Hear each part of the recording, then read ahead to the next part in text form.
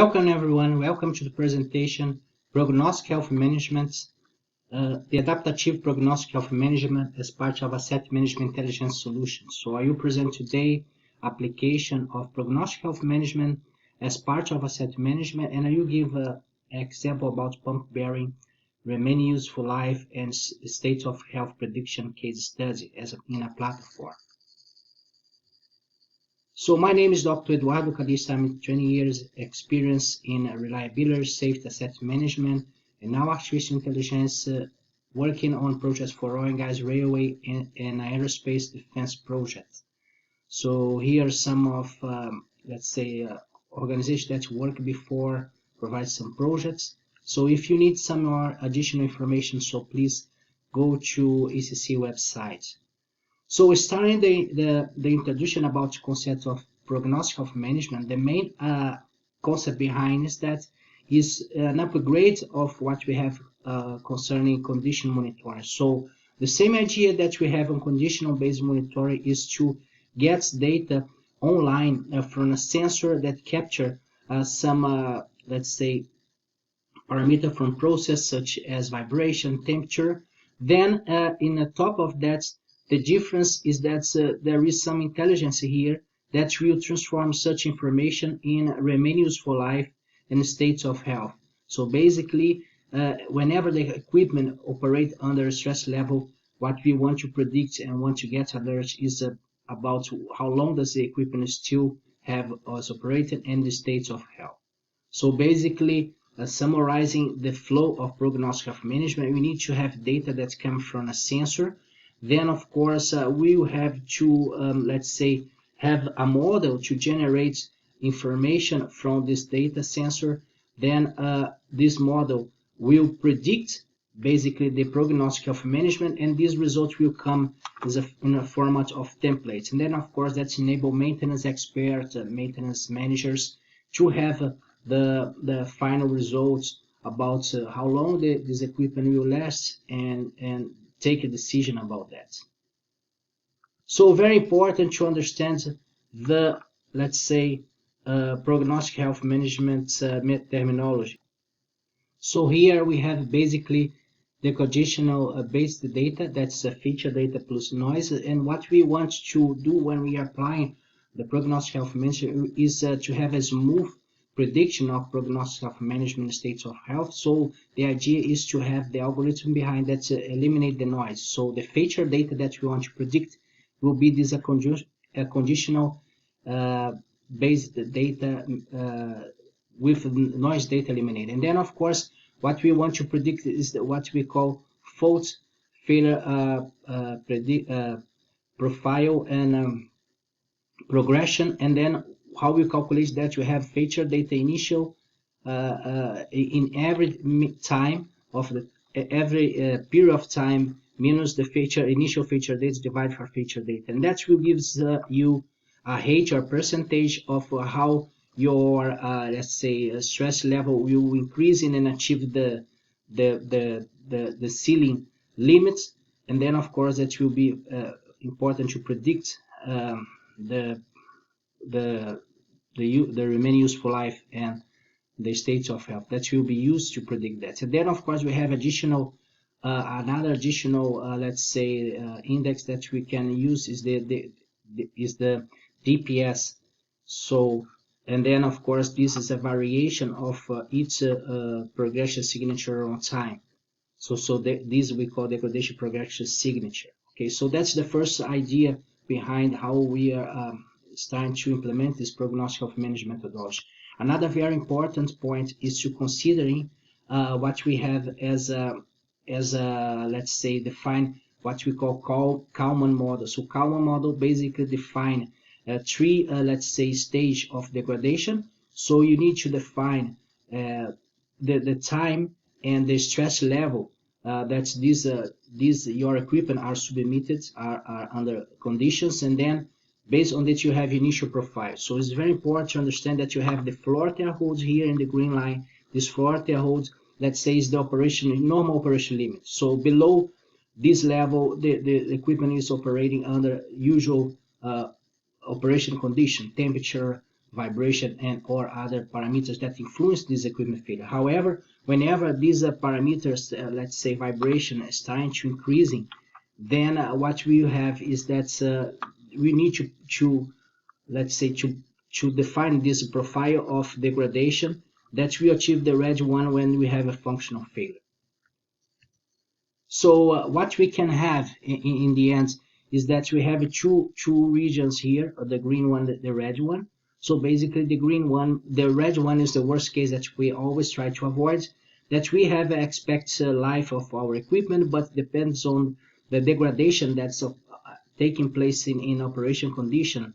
When this condition going over the design limits, so there's operating high level of stress, so this equipment will fail before the expected time. And that's the objective of to apply prognostic health management remain useful life. So to find out and update it constantly when you expect this equipment happen. But then of course this that's usually is not so common to happen. That's you have an expected time to failure here, but this equipment will fail later on because this condition of this equipment will improve or is smoothly. So we need to be attention that in the end we always have a probabilistic expected time to failure or next time to failure that will be probabilistic between a range of values. And then the idea is that we're managing that we get information along the time to implement some actions based on prognostic health management and remain useful lives, so for critical equipment. Another aspect is a degradation model. So first, we of course, as I explained, we have a Kalman model, but the Kalman model that can have a different, let's say, equation behind. So this is some example of a fault, failure progression or degradation progression signature that we can have, and then of course depends on the profile of the degradation of the equipment that we have in the past, where we can get for next pair, we can have different profile. The most important point is that, as we call adaptative prognostic health management, is that along the time, as long as the equipment measure this degradation, they will start to update which model is better fit in the end in the prediction. So here we go now for the concept of remain useful life. So remain useful life is expected life duration of life of the equipment less the current time that you are. So if you look on this condition here, we have the initial profile that we expect to have some degradation. Then we are in the time zero, we have remain useful life. So if there's no stress, if this profile go exactly what we expect and predict, we have exactly this remain useful life from the beginning.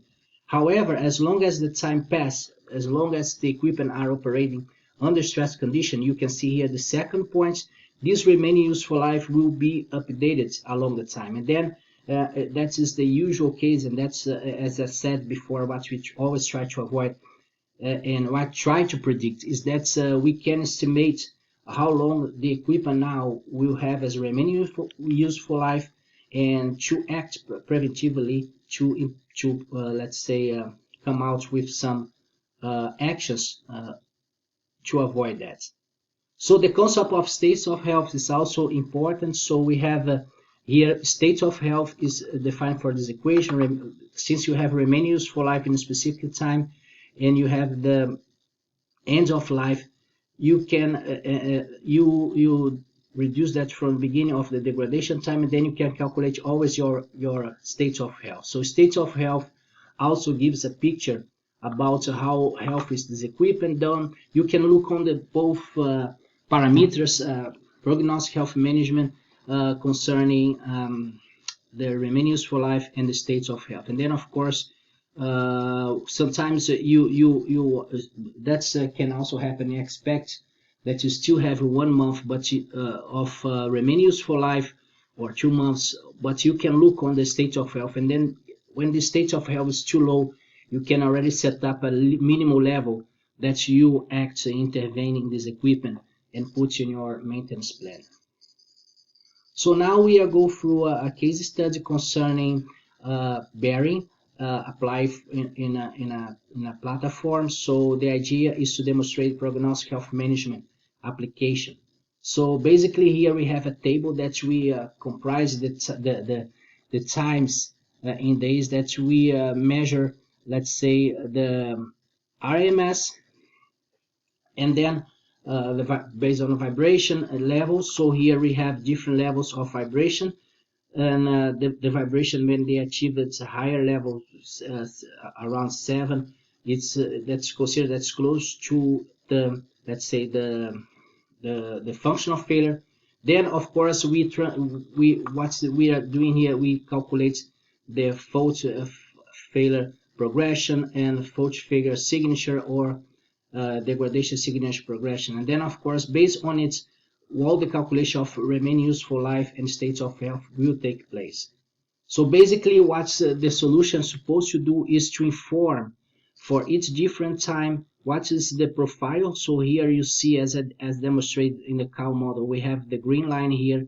That's the bottom line that shows up this line when the equipment starts to operate in a high level. So here we have the RMS, and then of course in 10 we achieve our, let's say, functional failure. And then of course along the time we will have the prediction of remaining useful life, ends of life. So here we have remaining useful life in black, and ends of life in red, and we have states of health. And then of course from time to time, when we have more 200 in the next time, we will have that we are achieving here the ceiling points, and we have no more here remaining useful life. So the idea is to predict that, to get this information along the time. So this is important to have this prognostic of management not isolated, but of course as part of prognostic health management, as part of asset management. So in general, I explained the asset management in this picture. So we need to monitor the physical asset performance. Then whenever some degradation takes place, we report that in our fracas, and let's say put some hierarchy of which actions, preventive or corrective, will take place. Then we let's say test the cost benefits and update our performance assurance plan. And then of course this performance assurance plan and these results will update our KPIs, and we implement mitigation and constantly monitoring this performance. So the main objective to have the prognostic health management is that these remaining useful life and states of health will enable us to be more let's say preventive in terms of maintenance. So we can have our scheduled maintenance, we can have our corrective maintenance for some equipment there will be, but of course for critical equipment we implement online monitoring. We will not need to assess all the profiles of the degradation, but this solution will gives you the remaining useful life, and then when you have some targets to define when to act, this solution will bring this basically alarms, or will give a picture how many the remaining useful life of such equipment and solution. So basically, if we look now on Integrity Pro solution for asset management, we had here the application of Aero. So you saw initially the diagram of process. So basically we have here these 3 files, and we need to have the selection of one. So what we are doing now, we are selecting the model. Remember the cow model that we selected before? So the idea is select the one initial model. So, and that's what we are doing here. We select one initial model. So that is based on previous data from a bearing, pump bearing degradation, or even expert. So we define a profile, and what is the adaptative process is basically the process will update this profile. So how does it going to happen? So essentially we select one first set of data. So, and that was selected in this file. Of course I will not cannot demonstrate data from a real system, but that's one example. So here is the real process what I already adapted, and then of course I can predict the state of health here, and end of life and remaining useful life. And then you can see in the second graph here that we have on red the end of life. So the end of life will range around 1,000 days, but the let's say remain useful life will always reducing a long time. And here I have the time that I have and when I expect to have the end of life, and then the state of health as well. So if I go now, what's happened? My sensor still capture the variation of the stress of vibration on my pump. So what's going to happen basically is that the new updates after 200 days or will have this updated. So that was in the case 2. I just updated this in new information. So we see that now we have 100 days, and then what will happen is that we need to have another remaining useful life and is end of life. So in some cases, degradation here, you can see that it starts to stabilizing this degradation close to the functional failure. And then the idea is that the state of health, remaining useful life, will be automatically updated. And then, of course, if I go further, gets the more information. So now in the 700 days, there's no, it's a high degradation, but the let's say the end of life is updated, and remaining useful life now is still 259. Then depends on the of course the final degradation that we have. We'll have always this updated information about the end of life and the information. That's what we have now. So basically we have now state of health 11% and only 109 hours for degradation, and that's what's showing here. And then of course, as I showed before, this prognostic health management needs to be part of this asset management process flow. Otherwise we have separate, we do not have integrated asset management. So the bibliography of this paper is in this my book Artificial Intelligence 4.0 for Maintenance 4.0 is one of the chapters describe all this concept of prognostic health management with this example. And thanks to participate of Omaintec 2022. And let's keep in touch. If you have any question, please send to me by mail, and I will be happy to answer you.